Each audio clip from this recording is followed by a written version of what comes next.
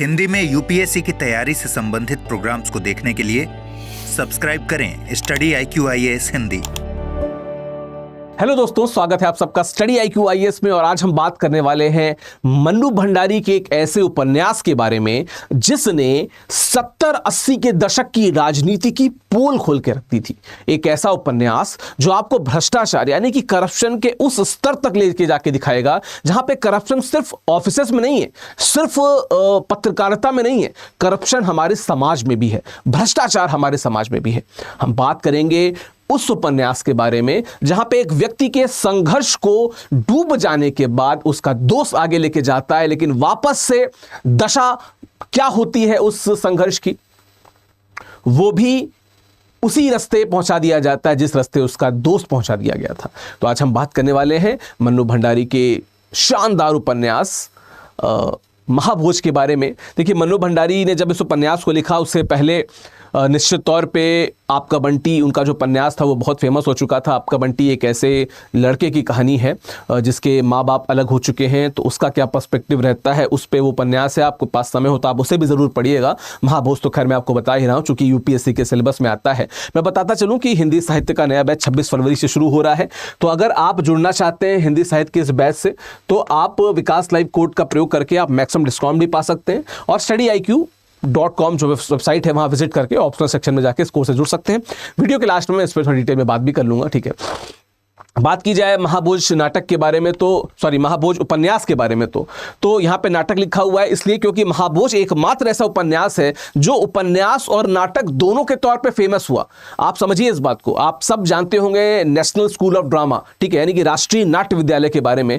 वहां पे बाकायदा इसका, आप देखिए यहाँ पे वर्ष भी दिया होगा, ठीक है, 1982 में बाकायदा इसका मंचन भी हुआ था एक ऐसे उपन्यास का जो इतना बेहतर तरीके से लिखा गया था कि उसका नाटकीकरण भी बड़ा आसान था, ठीक है। तो कहीं ना कहीं ये 1979 में उन्होंने लिखा था, 1983 में प्रकाशित हुआ, लेकिन 1982 में इसका मंचन हो चुका था। ये उपन्यास और नाटक दोनों विधाओं में प्रकाशित हुआ है। डॉक्टर रामचंद्र तिवारी के शब्द में कहा जाए तो इसमें महाभोज राजनीतिक अवमूल्यन का नग्न स्वरूप दिखाया गया है। बेसिकली महाभोज कैसा है, कभी आप गांव में जाएंगे तो कभी किसी की मृत्यु हो जाती है तो 13वें दिन जो भोज होता है, कई जगहों पर सही महाभोज कहा जाता है।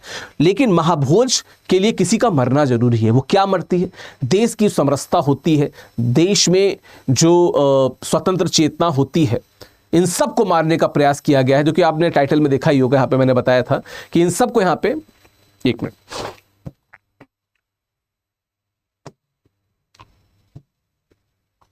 आजादी, लोकतंत्र और नैतिकता, इन तीनों की मौत का गवाह बनता है यह उपन्यास। और इसी को आज हम लोग देखेंगे, इसी को आज हम लोग समझेंगे, ठीक है।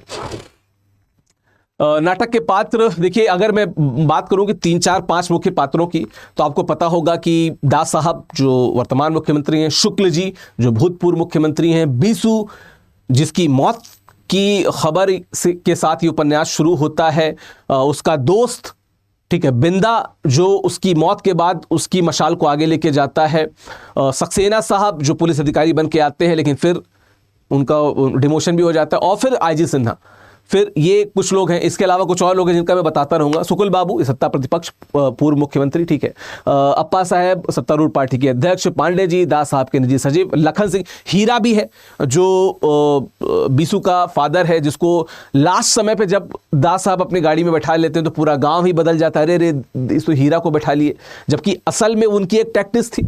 और शुक्ल जी उसका फायदा उठाना चाह रहे थे विपक्षी होने के नाते, लेकिन बाजी किसने मार ली? दास साहब ने मार ली, ठीक है। लखन सिंह सरोहा गांव की सीट से सत्ताधारी पार्टी का प्रत्याशी, दास साहब का विश्वास पात्र, जमुना महंत दास साहब की पत्नी, SP सक्सेना पुलिस अधीक्षक, यही वे व्यक्ति हैं जिनकी मैंने बात करा था। बाद में ऐसा कहा जाता है कि जो ओपन एंडेड उपन्यास है उसमें शायद बाद में ये बदला ले, पर वो तो खैर नहीं हो पाएगा।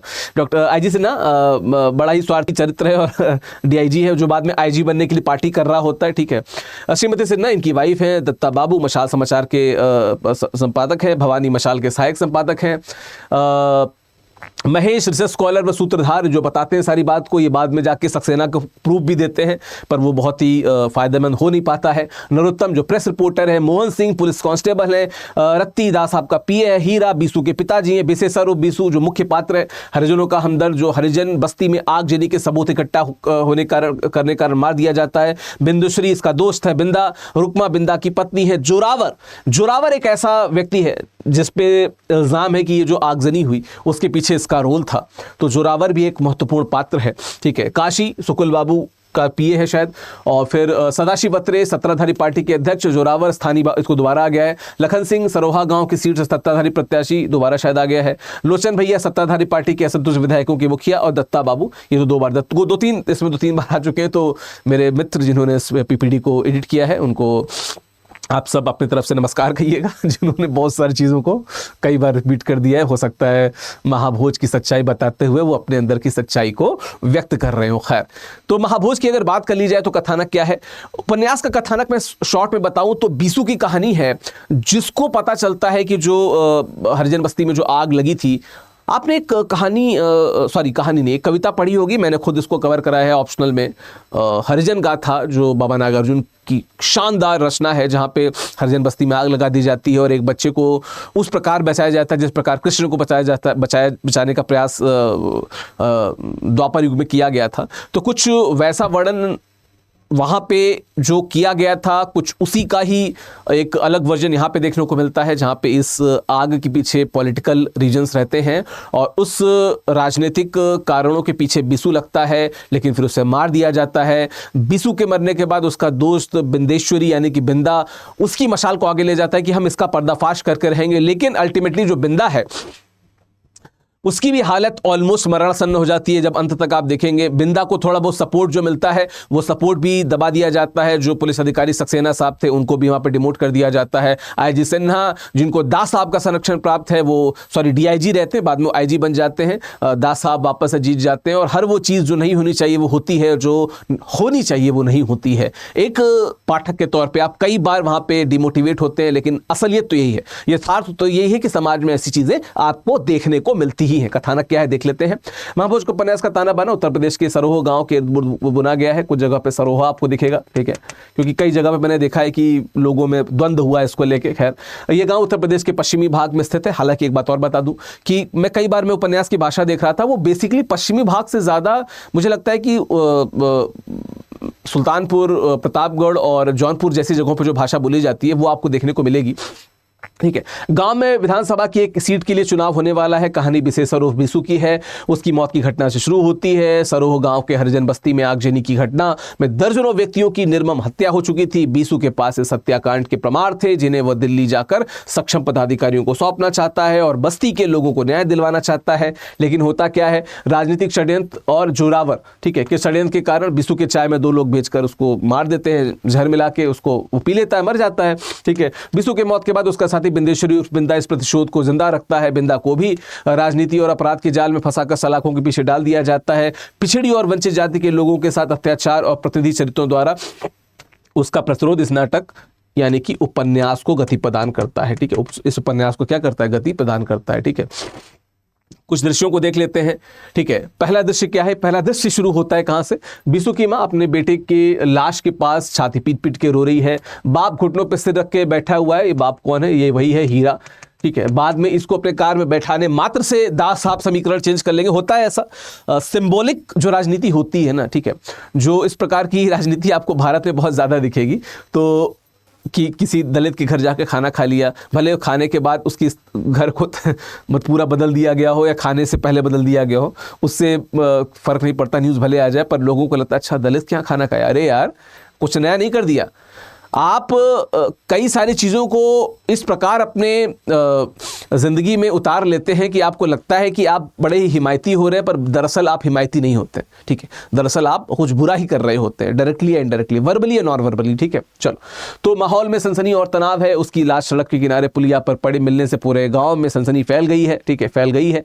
पुलिस सिर्फ खाना पूर्ति करती है। हालांकि आए दिन की तुलना में इस बार पुलिस थोड़ा मुस्तैद दिखती है, ठीक है। मुस्तैद होगा, मुस्तैद नहीं होगा, ठीक है। गाँव में सभी लोगों लोगों को यह यकीन हो गया था, यकीन भी गलत लिखा हुआ है मेरे भाई साहब जो पीपीटी बना रहे हैं। अगर आप इस वीडियो को देख रहे हैं तो मेरे द्वारा ये संदेश आप तक पहुंचेगी, कृपया पीपीटी बनाते समय इस बात का ध्यान रखिए कि वर्तनी जो हो वो शुद्ध हो एटलीस्ट, ठीक है। बीसू की हत्या हुई और आगजनी वाली घटना के कारण, ठीक है। विशेषर की हत्या सिर्फ एक दलित युवक की हत्या नहीं थी, उस लोकतंत्र प्रणाली की हत्या थी जिसमें शिक्षा व समानता जैसे अधिकारों को शामिल करने और आदर्श की बातें की जाती रही। क्योंकि किसी भी देश या समाज में विकास की बातें, ठीक है, विकास की नींव रखने की इस दोनों का भेद होना बेहद जरूरी माना गया। किसकी? देखो दो चीजें ना यहाँ पे, समाज क्या अधिकारों और आदर्श की बातें जो है ना, जैसे हम समानता की बात करते हैं, शिक्षा की बात करते हैं, तो शिक्षा और समानता अगर समाज में नहीं है तो फिर हम उस समाज को समाज नहीं कह सकते हैं, ठीक है। हम उसको एक ऐसा समाज कह सकते हैं जहां पे बहुत सारी चीजें अभी जानी बाकी हैं, जहां पे विकास जाना बाकी है। उस विकास के पीछे भी विवेक होना चाहिए। अगर वो विवेकशील विकास नहीं है तो किसी समाज के लिए वो विकास नहीं है, ठीक है। ठीक है, फिर आप दूसरा दृश्य देखते हैं। शहर का माहौल है, यहाँ मशाल साप्ताहिक कार्यालय है। भवानी अपनी इमेज पर फैली फाइलों में व्यस्त है। भवानी साहब भी वैसे व्यक्ति हैं जो देख के इग्नोर किया करते हैं, ठीक है। नरोत्तम गांव से रिपोर्ट लेके सीधे भवानी के पास पहुंचकर, नरोत्तम वो व्यक्ति हैं जो चाहते हैं कि न्याय मिले, ठीक है। दत्ता साहब जो मेन हेड हैं वो नहीं चाहते हैं, क्योंकि पत्रकार है पर उनको जी हुजूरी करनी है मुख्यमंत्री साहब की, तो उधर वो लपट जाते हैं। खैर, तो नरोत्तम गांव से रिपोर्ट लेकर सीधे भवानी के पास पहुंचकर गांव का सब हालचाल सुनाता है। विशेषर हरिजनों का नेता था। गांव के चुनावी सरगर्मी में ऐसा होना कोई आम बात नहीं है। आगजनी वाली घटना में किसी के कानों पर जूं तक नहीं रेंगी, ठीक है। किंतु इस घटना में सब कुछ मुस्तैदी से हो रहा था। पूर्व मुख्यमंत्री सुकुल बाबू का चुनाव में खम ठोक कर खड़ा होना, दोनों के बीच समसामयिक परिस्थितियों के बारे में बात होती है कि आज भी जनों की जिंदगी बदतर ही है। इस आगजनी में 9 लोगों के जलकर मर जाने के बाद भी मामला ठंडा पड़ गया था, जबकि विधानसभा तक बात उठी थी। यहां पत्रकारिता का 2 चेहरा दिखाई देता है, एक जो भवानी के तरफ है, एक नरोत्तम की तरफ है, ठीक है। जहां पर एक और नरोत्तम है जो सही है और सत्य पत्रकारिता करने की कोशिश कर रहा है, वहीं पे दूसरी ओर भवानी है जो पत्र का अधिक बिक्री कैसे और किस माध्यम से हो वैसी पत्रकारिता करता है। नाटक के यानी कि उपन्यास के समसामयिक परिस्थितियों का यथावत जिक्र है जो कि आज के परिप्रेक्ष्य में प्रासंगिक है, और हम भी देखते हैं कि किस प्रकार खबर होती है कि दिल्ली में भगदड़ मची, स्टैम्पीड हुआ, लोग मर गए। खबरें नहीं आती हैं। खबर क्या आती है कि इस आईएएस अधिकारी की ये फोटो आपने देखी है कि नहीं, इस सिने तारिका की जवानी की फोटो देखिए। यही होता है। खबरें कहाँ पे रह जाती हैं और खबरें क्या बन जाती हैं। कई बार तो खबरें स्टूडियो में बनाई जाती हैं कि काम करते हैं कि किसी को ग्राउंड पे भेजते नहीं है, स्टूडियो में बैठ के ही सारी खबरें बना लेते हैं, ठीक है। तो ये चीज़ें भी होती हैं, ठीक। तीसरा दृश्य है यहाँ पे दास साहब के घर और घरेलू दफ्तर का दृश्य है। यहाँ पर लखन इस बात से हैरान है कि बिसू की हत्या खबर अखबार में छपी है, हत्या की खबर अखबार में छपी, हत्या की खबर, ठीक है, अखबार में छपी है। हरिजनों के सारे वोट विपक्षी पार्टी सुकुल बाबू को चले जाएगी, हरिजनों के सारे वोट विपक्षी पार्टी के सुकुल बाबू को चले जाएंगे। इस बात से वह आतंकित है। चुनावी दावपेच और वोट कैसे और किस तरह लालच देकर लिया जाए, इसकी योजना बनाई जाती है। नाटक में चुनावी माहौल को दिखाया गया। निश्चित तौर पर इस बात की बहुत चर्चा होती है कि फलाना जाति की वोट कहाँ तक जाएंगे, किसको जाएंगे, किस प्रकार से जाएंगे, क्या एंगल हो सकता है, क्या समीकरण बन सकता है, किसको बैठा दिया जाए, किसको खड़ा कर दिया जाए, किसको कहां पे किस प्रकार से टारगेट कर दिया जाए कि वोट हमारे पक्ष में आ जाए। हम सबको पता है राजनीति में इस प्रकार की चीजें होती रहती है, हमको बहुत देखने को मिलती है, ठीक है। अगला दृश्य है, चौथा दृश्य, विशेषर की मौत से आक्रोशित बिंदा उसके मौत का बदला लेने के लिए तैयार रहता है। महेश और रुकमा उसे इस पचड़े में न पड़ने की सलाह देते हैं। महेश बाद में हालांकि थोड़ा बहुत साथ देंगे, पर ये उस बौद्धिक वर्ग की तरह है जो इस खबर में अखबार पढ़ता है, बहुत दुखी होता है और अगले पन्ने पे खेल की खबर पढ़ के खुश हो जाता है, फिर आगे बढ़ जाता है। कुछ वैसे ही शुरुआत में बौद्धिक व्यक्ति रहते हैं महेश, ठीक है। महेश और रुकमा उसे इस पचड़े में न पड़ने की सलाह देते हैं। विशेषर की मौत के कारण गांव में सभी ग्रामीण नारे और जुलूस नहीं होगा, जुलूस होगा निकालकर आक्रोश, देखो यहां पे फिर गलतियां हैं, आक्रोश दर्शाते हैं। वहीं सुकुल बाबू गांव में जनसभा करते हैं आगामी चुनाव के मद्देनजर, ठीक है। मद्देनजर जनसभा का अंत सुकुल बाबू और दास साहब के लोगों के बीच मारपीट से होता है, ठीक है। पांचवा दृश्य क्या है, राजनीति में किस प्रकार प्रलोभन देकर रैलियों में भीड़ इकट्ठा की जाती है। इसमें यह तरकीब सुकुल बाबू भी अपनाते हैं। इस रैली से दास साहब के पार्टी के लोग आगामी चुनाव के मद्देनजर थोड़े चिंतित हो जाते हैं। वैसे भी दास साहब के पार्टी के लोग उनसे बेहद नाराज थे, ठीक है। और लखन को सुकुल बाबू के मुकाबले खड़े करने से स्पेशली दास साहब मामले की पुनः रिपोर्ट बताने के लिए सक्सेना को कहते हैं। अप्पा साहब से पार्टी के सभी लोग मतभेद को दरकिनार करके पार्टी का साथ देने के लिए कहते हैं। जाहिर सी बात है, कई बार ऐसा होता है कि पॉलिटिकल इंटरेस्ट में कई ऐसे नेताओं को मनाने की बात की जाती है जो दरअसल किसी विशेष कारण से शायद अपने किसी स्वजन को टिकट न दिए जाने से नाराज रहते हैं, लेकिन फिर कहा जाता है कि लॉन्गर पर्सपेक्टिव देखो, बड़ा विजन देखो और आप पार्टी से जुड़ जाओ, पार्टी को आपकी ज़रूरत है। हाँ, फिर हो सकता है कि पार्टी के जीतने के बाद आपको फिर साइडलाइन कर दिया जाए, ऐसा हमने कई बार होते देखा है भारत की राजनीति में। अगला दृश्य क्या है? छठा दृश्य मशान का दफ्तर, जहां महेश और बिंदा नरोत्तम के कहने पे आगजनी का सबूत लेकर जाते हैं। दत्ता बाबू द्वारा ढंग से और मामले की गंभीरता को न समझते हुए बेहद लापरवाही के साथ पेश आते हैं। दत्ता बाबू कौन है? उसके जो न्यूज़पेपर है उसके हेड है, ठीक है, जिससे वे दोनों गुस्से में वापस चले जाते हैं। नरोत्तम का इस बात से आग बबूला होकर मशाल छोड़ने की बात करता है। नरोत्तम नाराज रहता है क्योंकि वो चाहता था न्याय हो जाए। साथ गांव में दास साहब के जन संबोधन की तैयारी जोरों से की जा रही है, जिसमें जोरावर पूरी व्यवस्था का जायजा खुद बारीकी से ले रहा है। इस बात से जोरावर खुद को बहुत तिरस्कृत महसूस करता है। इसी बीच काशी, जो कि सुकुल बाबू के विरोधी पार्टी का सदस्य है, इस मौके का फायदा उठाता है और जोरावर का कान भरता है, उसको भड़काता है कि चुनाव में खड़े हो जाओ मेरे भाई जोरावर, ठीक है। आठवां दृश्य है, एसपी सक्सेना बिसु की मौत की पुनः तहकीकात करने गांव आते हैं। समूचे गांव में खलबली मची हुई है। सक्सेना एक एक करके सबकी गवाही लेते हैं। बिंदा ने साफ साफ जोरावर का नाम बताया है और आगजनी के पीछे भी उसी के हाथ होने के कारण वो बिसु के जान का दुश्मन था। ऐसा कहा जाता है कि जोरावर जो था, ही इज द कल्प्रिट, उसको पकड़ा जाना चाहिए, ठीक है। आगजनी के सभी सबूत बिसु ने इकट्ठे किए हुए थे, जिसमें जोरावर की संलिप्तता थी। पोस्टमार्टम की रिपोर्ट में भी जहर से मौत की बात पता चली। इसका मतलब क्या कि जहर देख के मारा गया किसको? बिसु को, ऐसा पता लगता है सक्सेना साहब को, ठीक है। नौवां दृश्य क्या है? अचानक सक्सेना के रेस्ट हाउस पे रात को महेश आता है। बिंदा की गवाही के कारण उसकी पिटाई की बात बताता है और जिन लड़कों ने बिसु को जहर दिया था उनके बारे में बताता है। उन दोनों को पकड़ लीजिए, वही एकमात्र सबूत है, नहीं तो बिंदा ही उसे मार डालेगा। मतलब ऐसा कहता है कि महेश बताता है कि अगर आपने कल्प्रिट को नहीं पकड़ा तो कल को बिंदा उनको मार देगा। वो इस कदर आक्रोशित है, ठीक है, कानून को हाथ में लेके नहीं, आक्रोशित है इस कारण, ठीक है। दोनों लड़के टिठरी गांव के हैं, बिंदा भी वहीं गया हुआ है, ठीक है।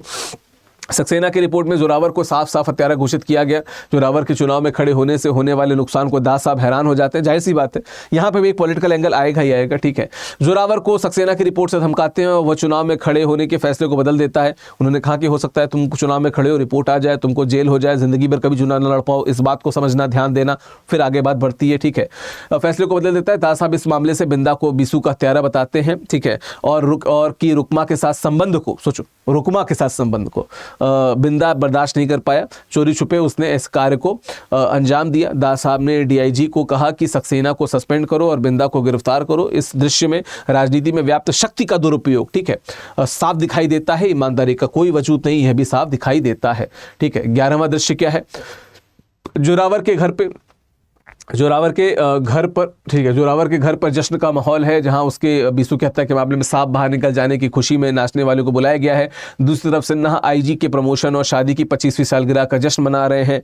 उधर थाने में बिंदा को मार मार के बिसु के खून का इकरार करवाने में लगे हैं। महाभोज नाटक में कभी दृश्य दास साहब के घर का दिखाया जाता है तो कभी थाने में पिटता हुआ बिंदा। एक तरफ दास साहब बिंदा को फंसाकर दुनिया के सुख और आराम फरमा रहे हैं, वहीं बेकसूर बिंदा दर्द से करा रहा है। पुनः जोरावर के घर का दृश्य है, सिन्हा की पार्टी का दृश्य और दास साहब के खाने पीने का दृश्य आता है। यह सभी महाभूत चलते रहता है। फिर थाने का दृश्य आता है, बिंदा करहा रहा होता है, महेश वहां जाकर भी कुछ नहीं कर पाता है और नाटक समाप्त हो जाता है, यानी कि उपन्यास समाप्त हो जाता है, ठीक है। निष्कर्षतः हम क्या कह सकते हैं कि यह कहने में कोई अतिशयोक्ति नहीं होगी कि मनु भंडारी का महाभोज जो नाटक या उपन्यास है अपने नाम को पूरी तरह से सार्थकता प्रदान करता है। महाभोज अर्थात होगा, अर्थात नहीं होगा, बड़ा भोज, बड़ा आयोजन जिसमें खाने के लिए बड़े बड़े लोग आमंत्रित किए जाते हैं, किंतु यहाँ पर बड़ा भोज किसी खाने को लेकर नहीं बल्कि उस व्यक्ति वर्ग की अस्मिता से जुड़ा हुआ है। इस नाटक में मन्नू भंडारी ने राजनीति के सिर्फ एक रूप को ही नहीं दर्शाया है, अपितु अपने प्रयासों के माध्यम से उन्होंने ऐसी चीजों को भी उजागर किया है जो सहज नहीं है, जो अक्सर हमको देखने को मिलती हैं। देखिए, मन्नू भंडारी ने जिस सत्य को सामने लाने की कोशिश की है, दरअसल वो सत्य ऐसा है जो हर कुछ वर्षों में समाज में सामने दिख जाता है। कितनी घटनाएं हमको भारत में देखने को मिलती हैं जहां पे जातिवादी राजनीति के कारण कहीं किसी को नुकसान उठाना पड़ जाता है, कोई किसी व्यक्ति को आगे बढ़ा देता है क्योंकि वो विशेष जाति का है, वो वोट लेके आएगा, या किसी को इसलिए आगे बढ़ा देता है कि वो वोट काट देगा और अमुक व्यक्ति नहीं जीत पाएगा। इस प्रकार की चीजें हमको देखने को मिलती हैं। कई बार प्रशासनिक सहयोग भी देखने को मिलता है। वर्षों बाद जब चीज़ें क्लियर होती तो हमें पता चलता है कि ये जो घटना हुई थी इसमें प्रशासन का कितना सपोर्ट था। और जो यहाँ पे आईजी सिन्हा के द्वारा दिखाया गया, जो पहले डीआईजी रहते हैं प्रमोशन के लिए, वे एक भले पुलिस अधिकारी को सस्पेंड कर देते हैं, वो पुलिस अधिकारी भी अपने घर को बचाने के चक्कर में कि फ्यूचर में उसके घर पर कोई आंच ना है, वो उस बात के खिलाफ ज़्यादा जाता नहीं है। यहाँ पर हमें एक ऐसी सच्चाई पता चलती है, ठीक है, जो समाज में व्याप्त है, खासकर जब राजनीति की बात की जाए। और हमें क्या चीज़ पता चलता है कि कहीं ना कहीं अक्सर जो मजलूम हैं, शोषित हैं, वंचित हैं, उनकी, ठीक है, उनकी इच्छाओं, उनकी स्वतंत्रता की मृत्यु पे, ठीक है, या लोकतंत्र के मृत्यु पे अक्सर देश में विभिन्न पार्टियों द्वारा महाभोज का आयोजन किया जाता है। और यही महाभोज बेसिकली सिर्फ किसी व्यक्ति, पार्टी, जाति, बिरादरी के मृत्यु का महाभोज नहीं है। ये बेसिकली क्या है, देश की जो स्वतंत्रता है ना, जो स्वतंत्रता की भावना है, जो लोकतंत्र की भावना है, ये उस, या नैतिकता की जो भावना है ना, ये उसकी मृत्यु का महाभोज है। यही मन्नू भंडारी कहना चाह रहे थे। यही इस उपन्यास में हमको देखने को मिलता है। बाकी हिंदी साहित्य का जो नया बैच है, ठीक है, वो 26 फरवरी से शुरू हो रहा है। विकास लाइव कोड का प्रयोग करेंगे तो आपको मैक्सिमम डिस्काउंट मिलेगा, ठीक है। इस बैच की डिटेल्स आपको स्टडी IQ वेबसाइट पर भी मिल जाएंगी। वैसे मैं आपको बता दूं कि मेरी पूरी कोशिश रहती है कि आपकी वर्तनी, आपका उत्तर लेखन, हर चीज इतना अच्छा हो कि आप न सिर्फ हिंदी साहित्य बल्कि GS का कोई भी प्रश्न अगर उत्तर करना चाहें, आप बेहतर तरीके से आप उत्तर कर सके, पहली बात। दूसरी बात ये कि जो हिंदी साहित्य का पेपर है, ये आपको निबंध में बहुत ज़्यादा सपोर्ट करता है। ये आपको GS1 में, GS4 में बहुत सपोर्ट करता है। जो हिंदी क्वालिफाइंग का पेपर होता है 300 नंबर का, जो बहुत सारे लड़के फेल कर जाते हैं, उसमें आपको बहुत सपोर्ट करता है। तो बहुत बड़ा रेलेवेंस है हिंदी साहित्य का। अगर आपके पास समय हो तो आप ज़रूर एक बार विजिट करिएगा, और हिंदी साहित्य से जुड़ना चाहें तो विकास लाइव कोड लगाना ना भूलेंगे, मैक्सिमम डिस्काउंट आपको मिलेगा। बाकी ये मेरा टेलीग्राम चैनल है, सर्च बॉक्स में जाके @officialvikas डालेंगे तो आप मेरे टेलीग्राम चैनल से जुड़ सकते हैं, ठीक है। और कुछ बात भी करनी हो तो आप यहां पे भी, अदरवाइज मेरी ईमेल आईडी है, मैं आपको ईमेल आईडी भी दिए जाता हूं, आप मेरी ईमेल आईडी से भी जुड़ सकते हैं, ठीक है। जो ईमेल आईडी है, मैं ईमेल आईडी भी आपको बता देता हूं। ईमेल आईडी है vikas.singh@studyiq.com, ठीक है। ये मेरी ईमेल आईडी है, ठीक है। मेरा कोड है विकास लाइव, यहाँ पे आपको मैक्सिमम डिस्काउंट मिल जाएगा, ठीक है। और इस आईडी से आप मुझे हिंदी लिटरेचर से जुड़े कुछ भी क्वेश्चन हो आप मुझसे पूछ सकते हैं, ठीक है। आपका दिन शुभ हो। All the very best. Thank you so very much. Thank you. Hindi में UPSC की तैयारी से संबंधित प्रोग्राम्स को देखने के लिए सब्सक्राइब करें स्टडी IQ IAS हिंदी।